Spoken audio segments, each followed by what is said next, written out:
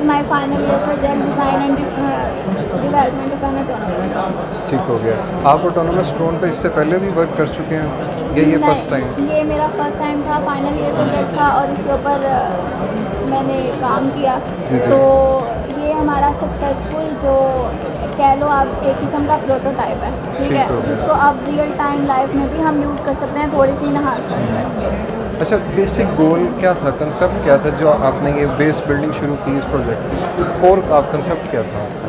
देखिए, आपको भी पता है कि जो अब वर्ल्ड है टेक्नोलॉजी की तरफ मूव कर रहा बिल्कुल है, ठीक है, ह्यूमन इंटरेक्शन बिल्कुल ख़त्म होता जा रहा है और ड्रोन्स जो हैं वो वर्क में आ रहे हैं, ठीक यस, बिल्कुल है। अब ड्रोन्स पाकिस्तान में इतने ज़्यादा वर्किंग में नहीं है, आप देखते हैं हाँ छोटे मोटे ड्रोन्स क्वाडकॉप्टर्स वगैरह यूज़ हो रहे हैं, ठीक है, जो वीडियोग्राफी के लिए यूज़ हो रहे हैं। लेकिन अगर हम लार्ज स्केल पे देखें, उनके एक तो उनका फ़्लाइट टाइम बहुत कम है, ठीक है, 20 to 30 मिनट्स उनकी मैक्सिमम फ़्लाइट है, उसके बाद वो डेड हो जाते हैं। हमने एक क्राफ्ट को इसलिए सेलेक्ट किया क्योंकि इसकी एक तो ये लाइट वेट है, ठीक है, उसके बाद इसकी जो फ़्लाइट टाइम है वो है 5 to 6 आवर्स कॉन्टीन्यूसली, ठीक है, और एक ये ऑटोनोमस है और इसको हम यूज़ कर रहे हैं सर्विलेंस के लिए और एरियल मैपिंग के लिए in real life application use के लिए। इसका जो मेन पर्पज़ था वो हमारा यही था कि अब जैसे फ्लड आया पाकिस्तान में, रिलीफ ऑपरेशन। ठीक है, तो अभी भी पाकिस्तान में बहुत सारे मतलब उस एरिया में ऐसे लोग हैं जब तक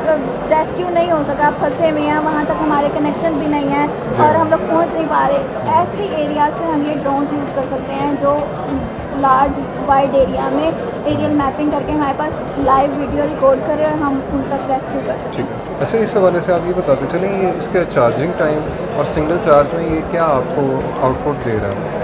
ये बेसिकली हम 1800 mAh बैटरी हमने इस पर यूज़ किया थी सर, ठीक है, जिसका चार्ज टाइम तो मतलब अगर हम कंटिन्यूसली यूज़ करें 4 to 5 टाइम है, ठीक है, और इसकी जो चार्जिंग टाइम है वो हमें दिन में एक बार 1 to 2 आवर्स इसको चार्जिंग की ज़रूरत पड़ती है। एक बार कर लें तो 5 घंटे निकाल देते हैं।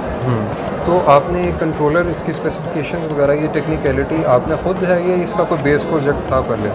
नहीं, ये हम लोगों ने खुद ही डिज़ाइन किया क्योंकि पाकिस्तान में अभी तक ऐसी कोई भी इन्हांसमेंट नहीं है, ठीक है, तो उसको उस लेवल को देखते हुए हमने फिर ये अपना ड्रोन जो है ये डिज़ाइन किया और ये ओपन सोर्स बेसिकली सॉफ्टवेयर है, लेकिन इंटरनेट पे इसके सॉफ्टवेयर के अलावा हमें कोई इन्फॉर्मेशन अवेलेबल नहीं थी इसकी, ठीक है, ना यूट्यूब पे ना कुछ, बाकी सारी जो प्रोग्रेस है वर्किंग है वो हम लोगों ने खुद ये एक बहुत अच्छी बात है कि जिस तरह आपका प्रोजेक्ट ऑटोनोमस है तो उतना ही आपने प्लेजरिज्म को भी ऑटोनोमस रखा है। बिल्कुल।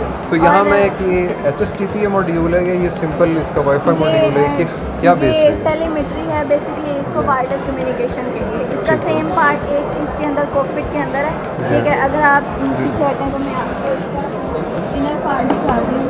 बेसिकली ये सारे कंपोनेंट इसके अंदर यूज़ किए हैं। ये हमारे पास 3 सेल बैटरी है, 1800 mAh बैटरी है, ये पावर मॉड्यूल है, ये हमारे पास एक ESC लगा हुआ है जो बेसिकली मोटर की स्पीड को कंट्रोल करता है, इलेक्ट्रॉनिक स्पीड कंट्रोलर। हमारे पास रिसीवर है और ये हमारे पास सेकंड पार्ट है,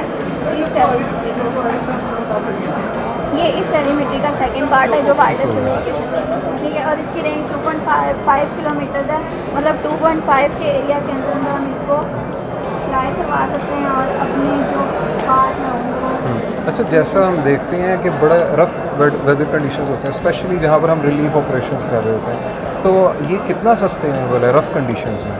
ये बहुत ज़्यादा सस्टेनेबल है। जो फ्लाइट प्लानर है ना वो इस कैपेबल मतलब उसकी इतनी कैपेसिटी है कि वो ना एक क्राफ्ट को अपनी फॉर एग्जांपल कोई हर्डल आ गई है, ठीक है, आप देखेंगे अब मैंने इसको कुछ भी नहीं किया, ठीक है, लेकिन इसकी सर्फेसेस मूव हो रही हैं, बिल्कुल ऐसे, ठीक है, ये मिशन प्लानर उसको गाइड कर रहा है कि अभी फॉर एग्जांपल इसके सामने कोई ऑब्स्टेकल आ गया, ठीक है, टकरा गया, तो उसमें उसको स्टेबल करना है। अब फॉर एग्जांपल मौसम ख़राब हो जाता है, ठीक है, अब हमें तो नहीं पता कि मौसम ख़राब हो गया, ठीक है, तो इसके अंदर बैरोमीटर लगा हुआ एक सेंसर है जो एयर का प्रेशर मेजर करता है, ठीक है, वो उसको प्रेशर को सेंस करके तो वो अपनी डायरेक्शन चेंज कर देगा।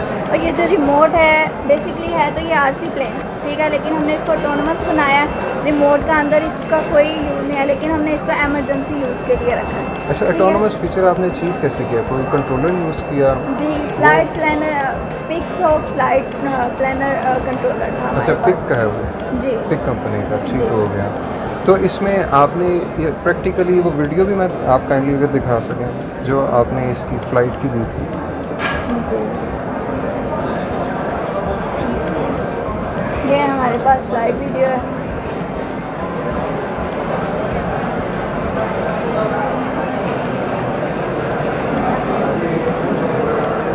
बेसिकली ये जो एयरक्राफ्ट है ये ओपन एरिया फ्लाइंग के लिए बनाया गया जी है। हाँ।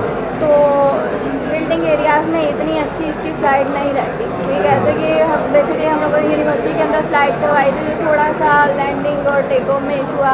अभी काफ़ी ख़तरनाक किस्म की लैंडिंग होगी, बट इट्स सेफ।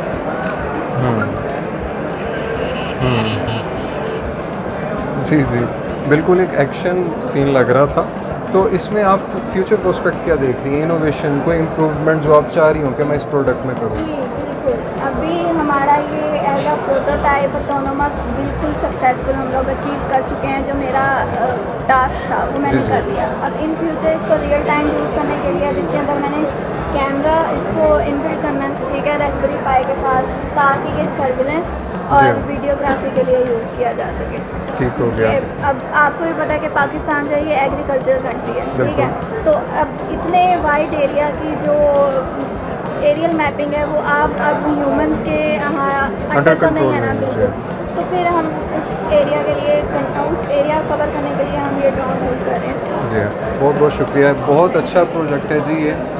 गाइज़ मैं आपको यहाँ ये बताता चलूँ, रिलीफ ऑपरेशंस में ये बहुत ज़्यादा आप कह लें कंस्ट्रक्टिव रोल प्ले कर सकता है।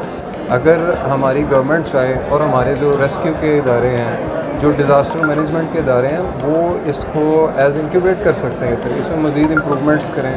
तो ये प्रोजेक्ट एक बहुत अच्छा वायबल सोल्यूशन है इस चीज़ के लिए, स्पेशली डिज़ास्टर मैनेजमेंट के लिए। तो बहुत बहुत शुक्रिया, आपने बहुत अच्छी चीज़ बनाई है। Thank you and best of luck.